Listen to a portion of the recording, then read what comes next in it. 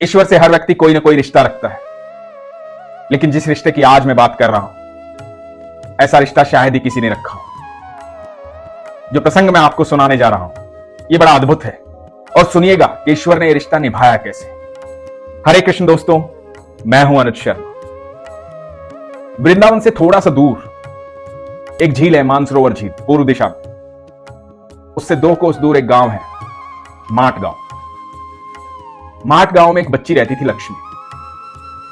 उसकी मां बहुत कम उम्र में वैकुंठवास हो गई थी, तो पिता ने दूसरी शादी कर दी। अब लक्ष्मी को मां का प्यार मिल नहीं रहा था। मां सौतेली थी और पिता दूसरी मां के साथ इतना मग्न था, उसे बेटी का ध्यान ही नहीं रहता। तो एक किस्म से लक्ष्मी अनाथ हो गई। ठाकुर जी की अनन्य भक्त थी। लक्ष्मी जब छोटी थी तो उसने अपनी मां को भगवान की आराधना करते हुए देखा। मां भी ठाकुर जी की अनन्य भक्त थी, इसलिए लक्ष्मी के अंदर वो संस्कार आए। ठाकुर जी को बेहद प्यार करती थी। देखती थी कि सब लोग वृंदावन जाते हैं। जब भी कोई तीज त्योहार आता है, सब वृंदावन जाते हैं।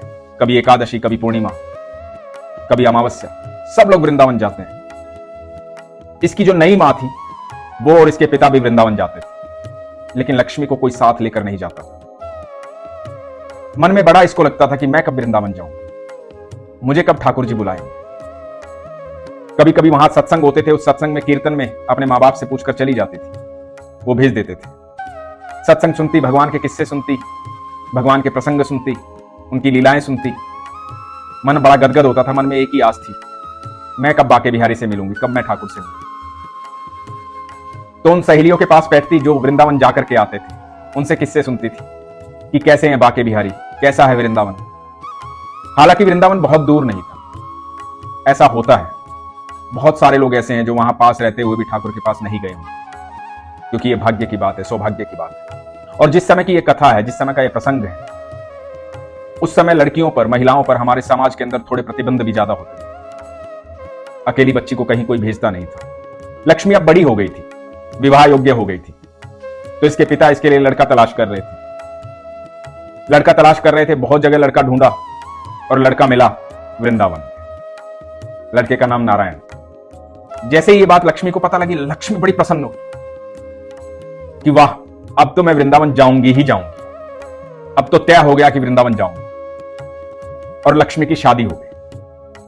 लक्ष्मी की शादी हो गई। लक्ष्मी तो इतने दिनों से इंतजार कर रही थी, विवाह होगा, वृंदावन जाऊंगी, मेरे ठाकुर से मिलूंगी। इस बीच लक्ष्मी ने कहीं यह सुना था कि ईश्वर से कोई ना कोई रिश्ता होता है, संबंध होता है, तो ईश्वर के ज्यादा करीब हो जाते हैं।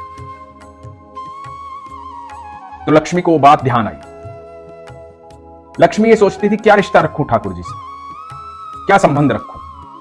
अब जब शादी वृंदावन में हो रही थी, तो लक्ष्मी ने बोला कि ठाकुर जी आज से मेरे देवर हैं। क्योंकि लक्ष्मी ने हमेशा ठाकुर जी की बाल लीलाएं सुनी थी, तो लक्ष्मी को लगता था ठाकुर जी छोटे से होंगे, सुंदर से होंगे, प्यारे से होंगे, तो आज से वो मेरे देवर है। अब जो बात कहनी होगी मेरे देवर को बोल दूंगी, जो काम करना होगा देवर को बोल दूंगी। तो ठाकुर जी को देवर रूप में माना। शादी होकर वृंदावन आई। बहू को देखने बहुत सारे लोग आते हैं, उसे देखने भी बहुत सारे लोग आए। 1 या 2 दिन बाद वापस अपने घर जाना होता है। वापस अपने घर चली गई। इनके गांव से और वृंदावन के बीच में ये मानसरोवर झील पड़ती थी, जहां राधा रानी का मंदिर है। लोग वहां स्नान करते थे, आज भी लोग स्नान करते हैं वहां। जब लक्ष्मी अपने घर चली गई थी, तो पति वापस लेने गए। यही रिवाज है, पति लेने गए, लेकर वापस आ रहे थे, तो रास्ते में आई मानसरोवर झील। मानसरोवर झील आते ही पति ने कहा कि मैं स्नान कर लेता हूं, तुम बैठो।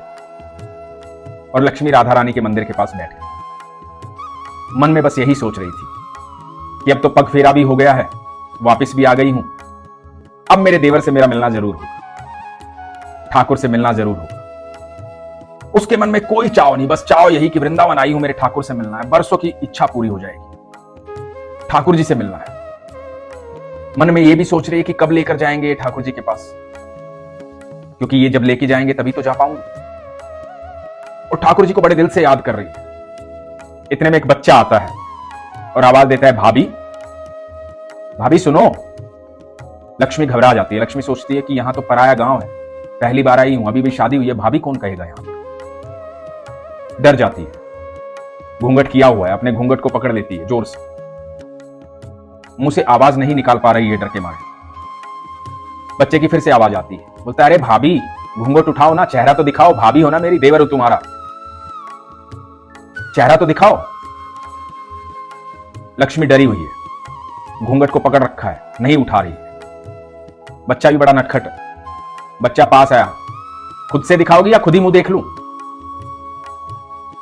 तो लक्ष्मी उसे भगाने की कोशिश करती है और बच्चा जबरदस्ती घूंघट उठा देता है और देखता है। बहुत सुंदर स्वरूप, मोटी मोटी आंखों वाला, घुंघराले बालों। बच्चा लक्ष्मी को देख रहा है, लक्ष्मी बच्चे को देख रही है और बच्चा एकदम से भाग जाता है। लक्ष्मी को कुछ समझ में नहीं आता। पति स्नान करके आते हैं। लक्ष्मी बोलती है कि कैसा है तुम्हारा गांव? एक बच्चा आया, आकर के उसने ऐसे जबरदस्ती मेरा घूंघट उठाया, मुझे भाभी भाभी कह रहा था। पति बोला अच्छा ऐसी बात है? पति को गुस्सा आया। पति ने कहा कि आज के बाद वो लड़का कहीं दिखाई देना मुझे बताना, छोड़ूंगा नहीं मैं उसे।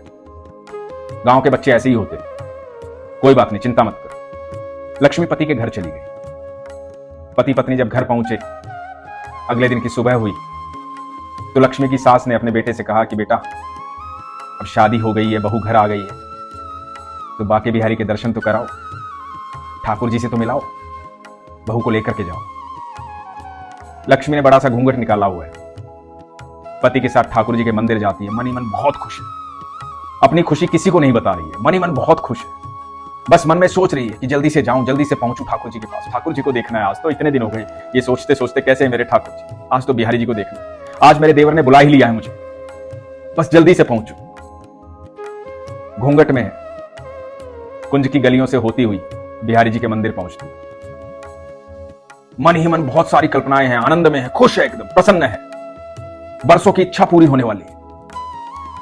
मंदिर के अंदर पहुंचती, ठाकुर जी के सामने पहुंचती है, सोच रही है घूंघट उतारूं ना उतारूं, मन बहुत है उतारने का, ठाकुर जी को देखने का, पर यह डर है पति डांट ना दे, क्योंकि ये रिवाज है, यहां कोई लोग देख ना ले, इसलिए घूंघट उतार नहीं रही है। इतने में पति कहते हैं कि अरे ठाकुर जी के सामने खड़ी हो, घूंघट उतारो, ठाकुर जी को देखो अपनी आंखों से, और ठाकुर जी भी तो तुम्हें देखेंगे। और लक्ष्मी घूंघट उठाती है, जैसे ही बाके बिहारी को देखती है स्तब्ध हो जाती है, देखती रह जाती है। उसे बाके बिहारी का विग्रह नहीं दिखाई दे रहा, उसे वो बच्चा दिखाई दे रहा है जिसने आके कहा था अरे घूंघट तो उठाओ भाभी, मुझे देखना है तुम्हें। वो बच्चे को देखती है और जोर से चिल्ला पड़ती है, देखो मैंने तुम्हें कहा था ना एक लड़का आया था, यही है वो लड़का, ये देखो ये देखो, ये सामने खड़ा हुआ, यही वो लड़का है, इसने मेरा घूंघट उठाया था। और मंदिर के आसपास के लोग भी देखने लग जाते। वो बिहारी जी की तरफ उंगली करके कह रही है यही है वो लड़का। पहली बार बिहारी जी के मंदिर आई। पति बोलता है कि ठाकुर जी तुमसे मिलने आए थे, मैं स्नान कर रहा था, ठाकुर जी तुमसे मिलने आए थे। लक्ष्मी बोलती है ठाकुर जी हैं। लक्ष्मी भाव विभोर हो जाती है, सबकी आंखों से अश्रु बहते। मेरा देवर मुझसे मिलने आया था, मैंने कहा था मुझसे मिलने आना, मुझसे वहीं पर मिलने आया था, मैं याद कर रही थी मेरे देवर को कि कब मिलूंगी कब मिलूंगी, ये तो मुझसे पहले मेरे पास पहुंच गया।